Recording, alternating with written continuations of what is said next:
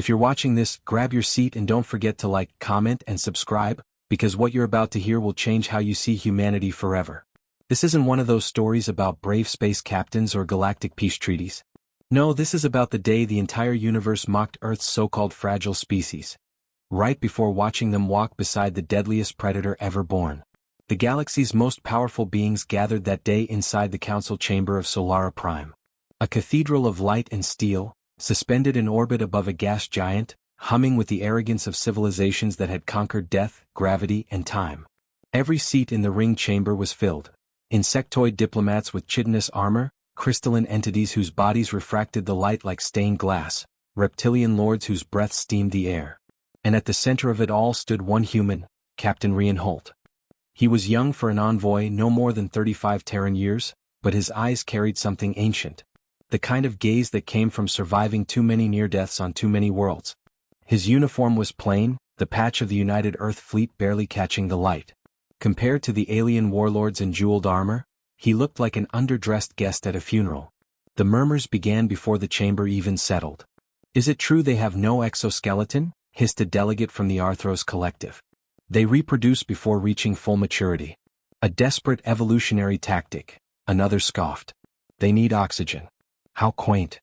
A ripple of laughter coursed through the tiers, echoing across the marble floor. Even Commander Velrock of the Cathar Dominion, massive, horned, and proud, allowed himself a booming chuckle. He was the kind of warrior whose people carved their victories into their bones, and humanity's record looked embarrassingly short beside his. Velrock leaned forward, his molten gold eyes fixing on Rian. "Tell me, human.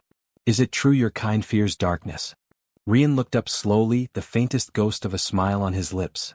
"Only until we learn what lives inside it." The council laughed again, mistaking confidence for foolish bravado. But the pause before Rian's words had carried a weight none of them could quite explain.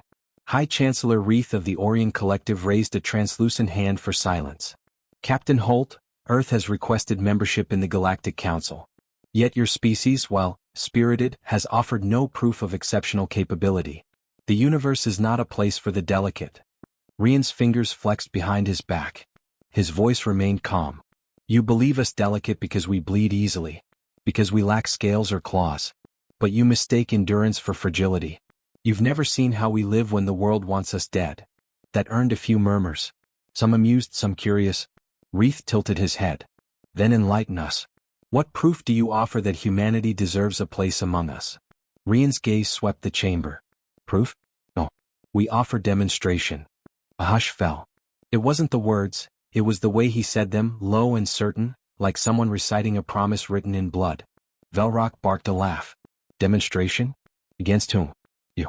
We could crush your kind without armor." "Not against me," Rian said evenly. "Against something of ours." That drew interest. Predatory curiosity flickered in 100 alien eyes. Reith leaned forward. "Something of yours?" "An apex organism from our homeworld," Rian said.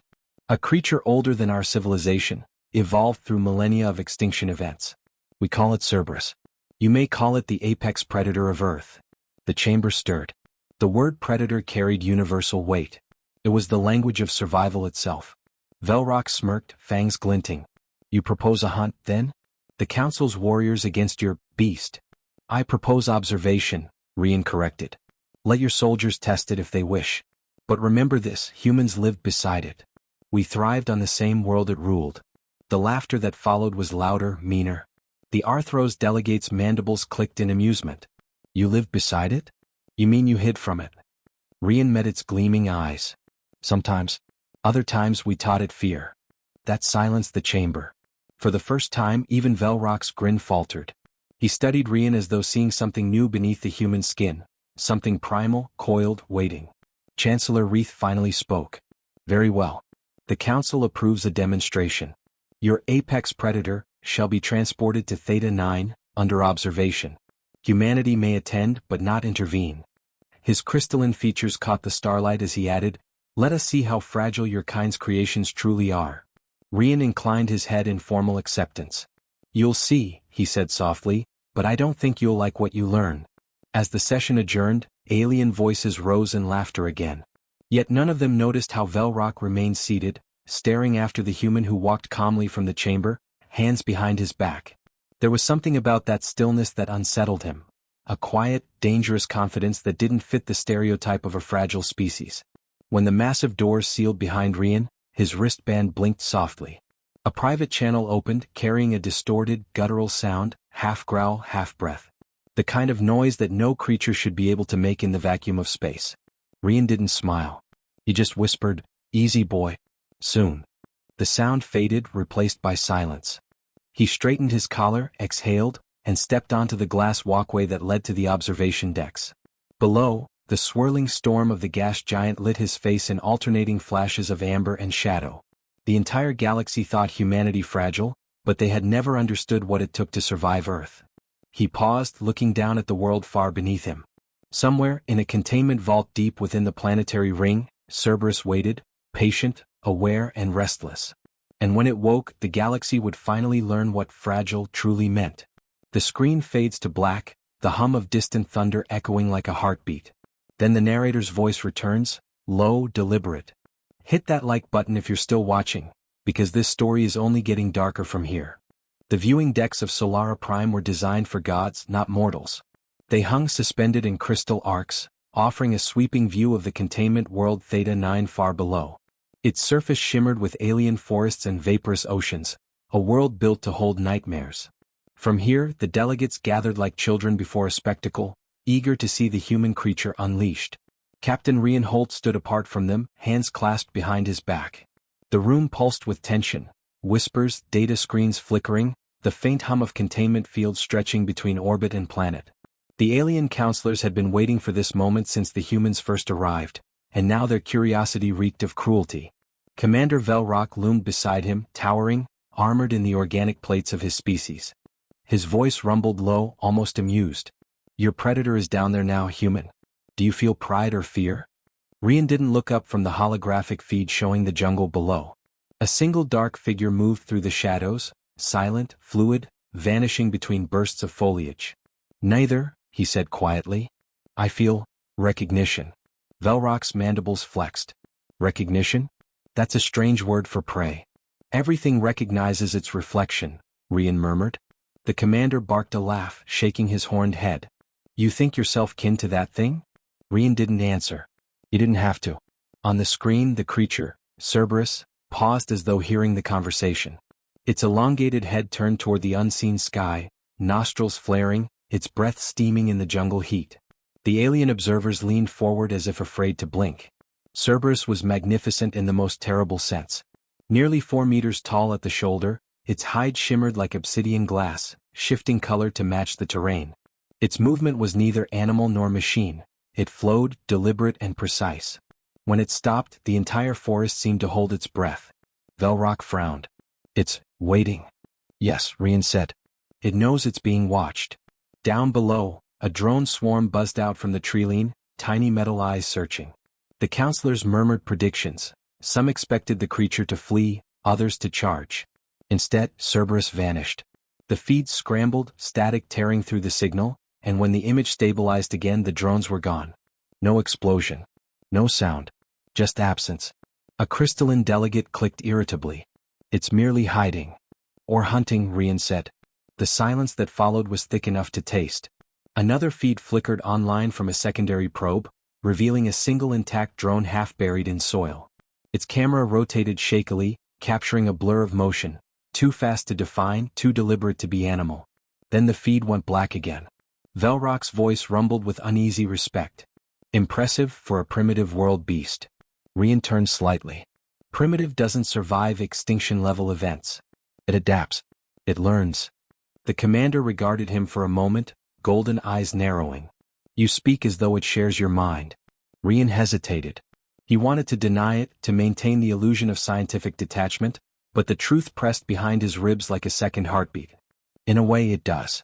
Velrock's claws flexed against the railing. "Explain." "Its neural structure mirrors ours," Rian said. "Pattern recognition, emotional linkage, selective empathy. It doesn't bond through dominance or fear, it bonds through memory. Every interaction leaves an imprint. It knows me." The alien laughed, but it was forced. "You claim friendship with death?" "I claim understanding," Rian replied.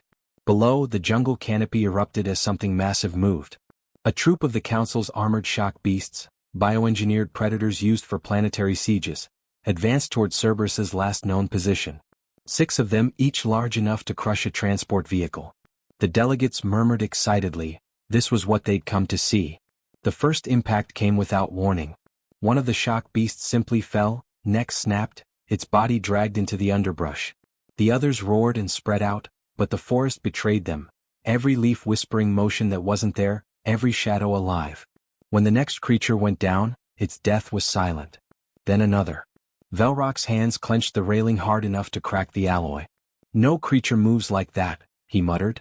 On the main feed, Cerberus stepped into view, silent as a phantom. Its body was unmarked, its gaze unhurried. The surviving shock beasts backed away, whimpering. It didn't pursue them. It simply watched, then turned toward the distant sky, the same direction Rian faced on the deck above. A tremor of static ran through the observation equipment. The psychic sensors lit up in frantic bursts. Technicians shouted. It's emitting frequencies, unknown patterns, no precedent on record. Velrock glared. What is it doing, human? Rian's throat tightened. Listening. The lights dimmed briefly as if something vast passed through the ship's sensors. For a moment, every monitor in the chamber flickered to a single image. Cerberus looking straight up, eyes glowing faint blue. Is that coincidence? Reith demanded from his elevated dais. Rian exhaled slowly. No. The moment passed. The image cut back to static. The psychic readings dropped. But the air felt heavier, charged with something neither science nor instinct could define. Velrock's armor creaked as he turned to Rian. It looked at us. At you. It knows who's here, Rian said. His voice was soft but certain. It remembers me. The council chamber erupted in disbelief, a dozen voices overlapping, accusations of manipulation, speculation of hidden implants, threats of investigation. Reith raised a crystalline hand for silence. You expect us to believe this beast possesses memory of an individual human? That it can perceive beyond atmospheric interference? I don't expect belief, Rian said, eyes never leaving the screen. Just observation. Reith considered him for a long moment before signaling to an aide. Prepare the next stage of containment. Deploy the hunter teams. If this predator is as formidable as you claim, we'll test its limits. No interference from the human. Velrock nodded grimly. I'll lead the strike myself. The Chancellor's crystalline face caught the light again. Perhaps then we'll see if your species' legend survives contact with reality. Rian said nothing. He stood motionless as the others filed out, leaving only the fading hum of the observation deck. When he was finally alone, he stepped closer to the glass and whispered, They don't understand what they're walking into. Far below, on the world's surface, the jungle rustled in reply. Cerberus tilted its head as if hearing him through the void. Its eyes narrowed, and for a heartbeat, the bond between man and monster pulsed like a shared breath. The image flickered out. The deck lights dimmed. And in that quiet, the universe itself seemed to hesitate, aware that something ancient, something human, had begun to stir. The containment world Theta 9 burned under an artificial dawn. Metallic clouds churned above a jungle that wasn't alive so much as armed, its every leaf and root bred for concealment. At the planet's equator, a strike ship cut through the mist, its engines whispering like blades drawn from a sheath. Inside, Commander Velrock and his Cathar commandos prepared for the hunt. Their armor gleamed black and gold, living plates fused to their skin. They were killers bred for conquest, elite even among warriors. Yet an unease lingered, an unfamiliar weight in the silence that hung between them. Velrock could feel it pressing at the edge of thought. The human's creature was down there somewhere, and it wasn't prey. In orbit, the Council watched through a lattice of holographic feeds. Chancellor Reith sat enthroned within a shell of glass, translucent fingers steepled. All units are in position. Begin the operation.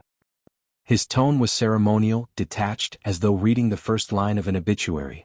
On the observation deck, Rian Holt stood alone. The other humans had been barred from the control stations, and he didn't protest. His reflection ghosted across the glass before him, eyes fixed on the jungle. His pulse beat in rhythm with the shadows moving below. The first strike began cleanly. Cathar scouts fanned out in formation, their visors sweeping for heat and motion. Drones zipped overhead, streaming infrared grids. The jungle was still. Too still. Velrock raised a hand, claws twitching. Eyes sharp. It's watching us. His sergeant's reply came half a second too late. From where? The comm feed crackled with static. Then a sound unlike anything recorded, a deep, percussive distortion that vibrated through the chest. Cameras caught only motion blurs. Branches snapping, dust rising, the brief flash of something black and sleek. Then silence. Unit 3. Velrock demanded. No answer. Just the faint sound of breathing, then the hiss of an open channel. Another flash. Another feed went dead. Rian didn't move. His voice came low through the open comlink. Pull them back. It's testing you. Reith's crystalline face tilted, unreadable. Explain. It's not hunting for food, Rian said. It's studying the pack. Learning ranks, response times, weapons. If you stay predictable, it will remove the leader last. Velrock snarled. You insult me, human. No beast can anticipate Cathar tactics. But as he spoke, something struck his flank. Not claws, pressure. The force of an impact so fast his armor dented inward before he even registered pain. He spun, plasma blade igniting, but nothing was there. The heat signatures on his visor danced like ghosts. The predator was moving between spectra, learning the enemy's sensors as it fought them. Every strike was precise, efficient. No waste of motion, no roar of triumph. The forest became its camouflage, and within minutes, 5 commandos were gone. Rian's hands curled at his sides. He could feel the creature's pulse in his own veins. Every movement echoed like memory. You're making it worse, he whispered. Reith turned sharply. This demonstration will proceed as ordered. If your species claims kinship with that monster, let the galaxy see what your bond produces. On Theta 9, Velrock regrouped with his surviving team at the base of a ridge. Circle formation. Full sensor sweep. It bleeds somewhere. Nothing vanishes forever. One of his soldiers opened a sensor drone. The device hummed, light spilling outward in a widening scan. For a moment it detected nothing. Then the data inverted. A reading appeared, center of formation. Before anyone spoke, Cerberus dropped from above, silent as a falling thought. It landed amidst them, its black hide absorbing light, body rippling with motion. Velrock lunged first, his blade arcing through the air. It connected, slicing a shallow line across the creature's flank. Black ichor steamed against the soil. For a breath it looked mortal. Then it moved. Velrock's blade was gone, his arm half numb. The creature struck once, claws clamping against his chest, not to kill but to pin. Its head lowered, eyes burning faint blue as it examined him. It could have torn him apart, but it didn't. It was looking. The Cathar commander stared back, paralyzed by the eerie intelligence in that gaze. Behind its monstrous shape he saw structure, reason, something disturbingly human. Then with deliberate grace it released him. Velrock stumbled back, gasping, as the creature turned and melted into the jungle once more. The remaining Cathar soldiers didn't pursue. They couldn't. Their weapons shook in their hands. In orbit, the Council's monitors erupted in data, heart rates, telemetry, all erratic. Reith hissed in disbelief. It spared him? Rian's jaw tightened. It remembers my words. It won't kill until provoked again. Velrock's image flickered onto the feed. His voice came ragged. You said this thing was of your world, human. What is it to you? Rian met his gaze across the distance of stars. A lesson we learned the hard way. The Chancellor interrupted sharply. You will bring that creature to heel, Captain? Now. It doesn't obey commands, Rian said. It listens. Then make it listen. Rian hesitated only a moment before toggling the open frequency. His voice shifted, low and calm. Cerberus, stand down. Every alien in the room went still. The sound system crackled, filled not with static but with breathing, slow, deliberate, rhythmic. The same pattern as Rian's own heartbeat. Then, faintly, the creature's outline reappeared on the feed, standing motionless in the clearing. It raised its head as though acknowledging the voice across space. The readings leveled. The chaos stopped. Velrock's soldiers watched, awestruck, as the apex predator knelt, folding its limbs beneath it like a sentinel awaiting command. On the deck above, Rian whispered, "Good." The chamber was silent. Even Reith had no words. The crystalline skin along his forearms flickered with confusion. It obeys you? Not obey, Rian said. It remembers who it trusts. Velrock stared at the feed, chest rising with disbelief and something close to reverence. How does a fragile species breed a bond with such a thing? Rian's eyes didn't move from the glass. We didn't breed it. We earned it. By surviving it. Down on the planet, Cerberus remained still. Around it, the jungle returned to life, birds crying, mist rolling between broken trees. The silence that followed was no longer peace but recognition, a truce older than civilization itself. Rian stepped away from the observation deck, the hum of the containment systems fading behind him. The Council would demand further tests. They'd want control, replication, weaponization. But they would never understand what that creature truly was. As the doors sealed shut behind him, he glanced once more at the glowing sphere of Theta 9. The counselors believed they had seen the height of human ambition, but this was only the beginning. In the still air of the command corridor, Rian whispered, "You've shown them mercy. Next time show them the truth." Far below, as if in answer, the Predator's eyes flared once more, two pale lights staring up through the clouds toward the orbiting ship. And though no sound reached space, Rian could almost hear it breathe. The council chamber was silent when the Predator arrived. It didn't burst through walls or tear through guards as the alien dignitaries expected. It simply appeared, one moment absent, the next standing in the center of the hall, its vast body outlined in the silver glow of containment lights. Cerberus moved with the silence of deep water, every step measured, deliberate.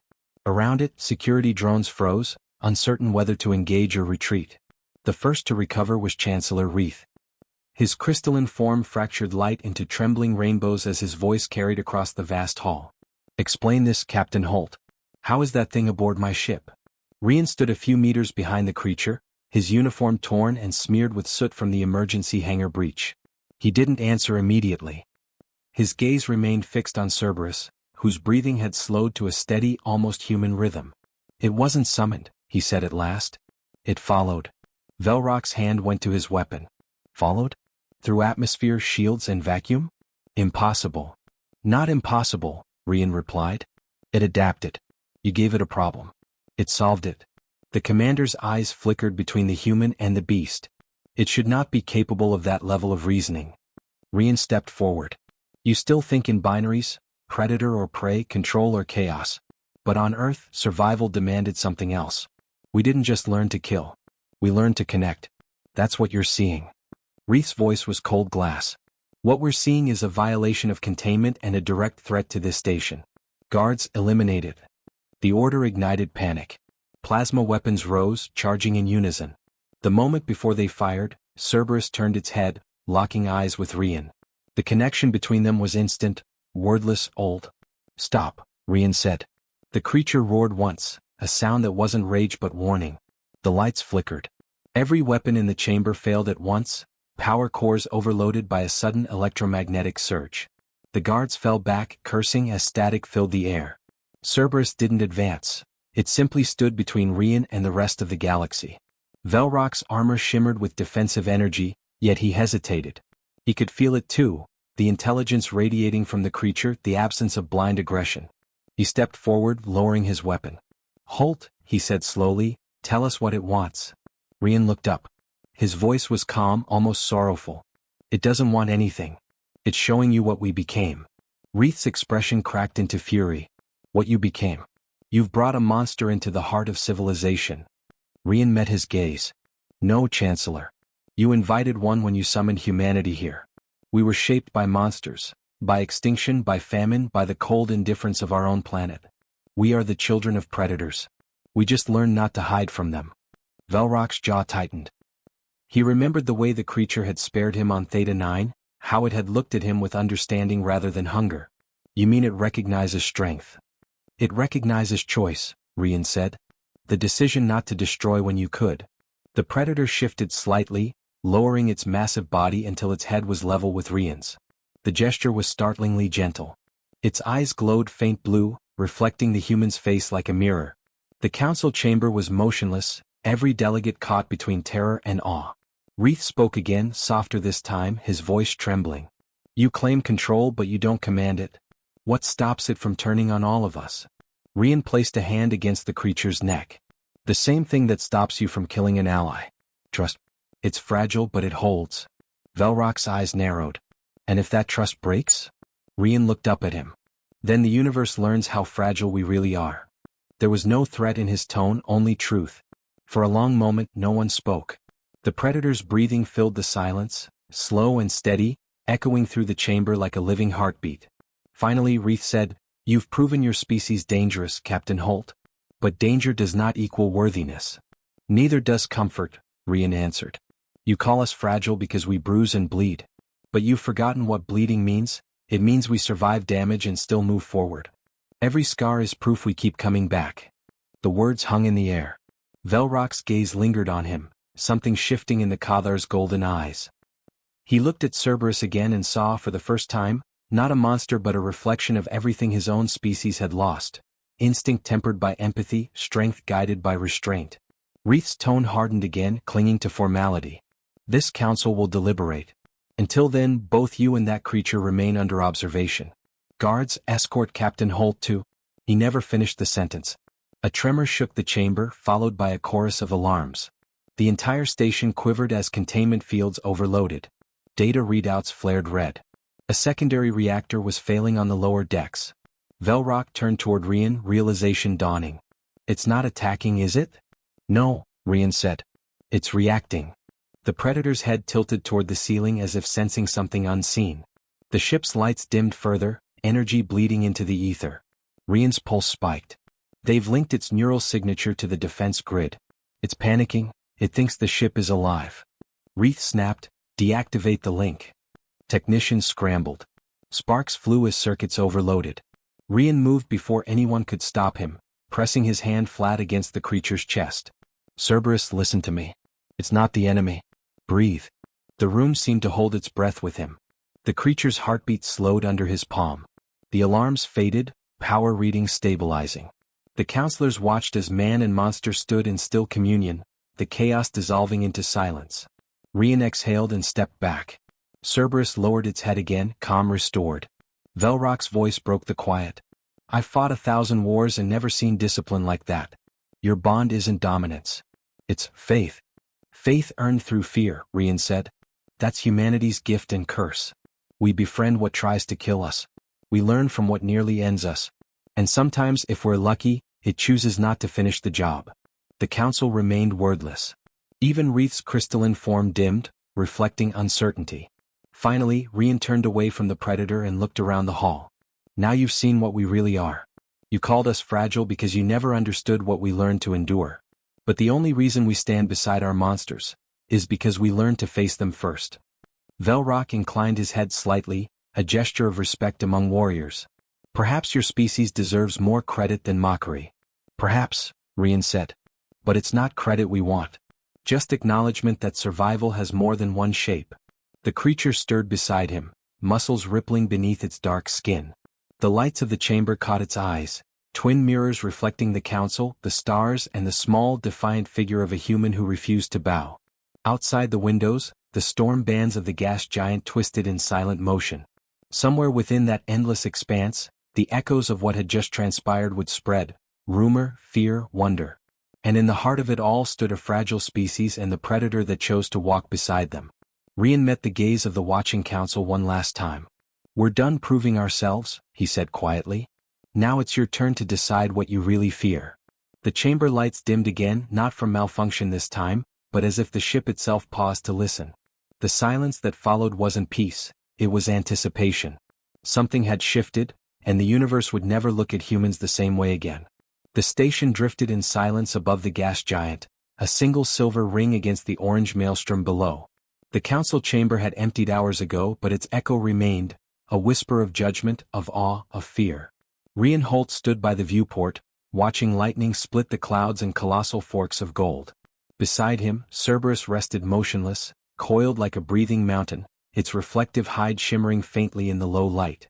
The calm was deceptive, brittle as glass. Velrock entered quietly, armor stripped down to its bare plating. For once he didn't carry a weapon. The council has voted, he said, his voice heavy. By majority, Earth is to be classified as a tier-red civilization, containment status. No trade, no contact, no travel. Rian didn't move. Containment, he repeated. Because we scared them. Velrock nodded. Because they don't understand you. They fear what they can't measure. They watched you calm a creature they believed ungovernable. That unsettles them. Rian turned slowly. Unsettles you? The Cathar warrior met his gaze. It humbles me. For a moment, neither spoke. The air hummed with the faint rhythm of the station's life support systems. Cerberus raised its head, eyes flicking between them as if following the tension. Rian broke the silence. You know what they'll do if they enforce containment. They'll sterilize the atmosphere, flood the planet with nanite filters and call it mercy. Humanity will be sealed away like a contagion. Velrock's jaw flexed. I argued against it. Reith claims it's for universal safety. But safety, he said bitterly, has always been another word for control. Rian's pulse quickened. He'd expected hostility, not bureaucracy. Somehow that was worse. And you? What will you do? I'll help you leave, Velrock said. There's a vessel in Hangar 3, Old Kathar stealth tech. If you're careful, you can vanish before the blockade forms. Rian's hand rested on the railing. And Cerberus? Velrock's golden eyes flickered. If it stays, they'll dissect it. If it leaves with you, they'll hunt it. Then we leave together, Rian said simply. Velrock studied him. You speak of it as if it were human. Rian gave a small, tired smile. Maybe humanity isn't what they think it is. Maybe it's not species, it's choice. The will to stand beside something everyone else fears. The door behind them hissed open. Chancellor Reith entered, flanked by guards. His crystalline body refracted the corridor lights into sharp, shifting spectrums. Captain Holt, he said, voice brittle as frost. You were ordered to remain under supervision. Rian didn't turn. And yet here we are. Reith's tone sharpened. You've endangered every sentient being aboard this station.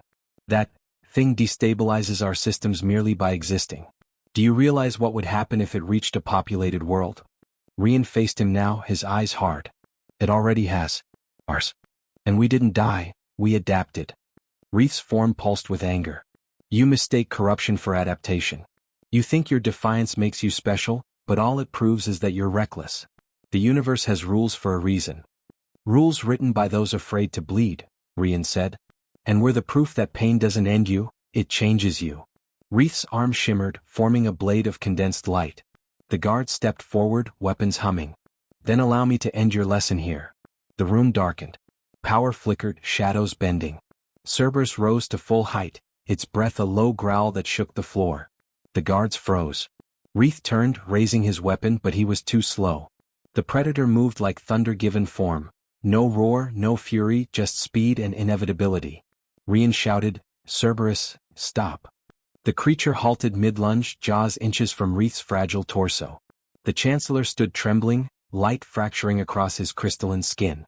The chamber vibrated with restrained violence, the air heavy with ozone. Rian stepped between them. You want to know what makes us dangerous, Reith? It's not the claws. It's not the rage. It's that we can choose to stop. Cerberus stepped back, its muscles coiling into stillness once more. Reith stared at Rian as though seeing him for the first time. You could have let it kill me. I could have, Rian said. But then I'd be proving you right. The Chancellor's voice faltered. You think mercy redeems you? No, Rian said softly. It defines us. For a long time Reith said nothing. The blade of light faded from his arm. He looked at Velrock, then at the human, then at the silent beast. Finally he spoke, barely above a whisper. Go.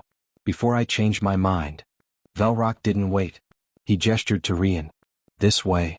They moved quickly through the corridors, the predator gliding behind them, its form ghost-like in the low light. Alarms began to sound again, the Council's last effort to contain what they feared most. By the time they reached the hangar, the emergency lights had turned the world red. The stealth vessel loomed before them, sleek and black, its hull reflecting the predator's outline. Velrock keyed the controls, sealing the ramp. Once you breach orbit, he said, they won't be able to track you. Your species will have a chance to disappear before they come looking. Rian grasped his forearm, a gesture of gratitude. You didn't have to do this. Velrock met his eyes. You reminded me of what strength is supposed to mean. Rian stepped aboard. Cerberus followed, its massive frame somehow graceful within the narrow confines. As the hatch sealed, Velrock saluted, a warrior's farewell. The ship lifted, thrusters humming. Through the viewport, Rian saw the chamber of the Council fading into distance. Reith stood alone at the edge of the docking bay, his light dimmed, unreadable. As they broke free of the station's gravity, Rian turned to Cerberus. The creature's eyes glowed faintly, reflecting the stars. We're not going back, he said quietly. Not until they learn we're not what they think. The predator tilted its head, a low sound rumbling through its chest, something like agreement. The stars stretched into ribbons as the ship entered slipspace. Behind them, the Council's blockade began to form, ships aligning in a futile attempt to contain what had already escaped. Rian leaned back in his seat, exhaustion washing over him. He thought of Earth, of the forests and deserts and the fragile creatures that had somehow learned to thrive among monsters. Humanity's fragility had never been its weakness. It was its proof of endurance. Cerberus lay down beside him, its breathing steady, rhythmic. A living reminder that even the universe's deadliest predator could learn peace when shown trust. Rian reached out, resting a hand against its shoulder. "Guess they'll have to rewrite their history books," he murmured. Outside, the stars pulsed brighter. Far behind them, the council would argue for years about what truly happened that day, whether the human tamed the beast or the beast chose the human. But the truth would drift through the galaxies like a quiet rumor, that the so-called fragile species didn't bow to fear, didn't run from the dark and didn't cage the wild. They befriended it. And somewhere in the endless black, a human and a predator sailed together through the stars, proof that the universe's deadliest creature wasn't the one with claws, but the one that could choose mercy over power. The ship vanished into the light.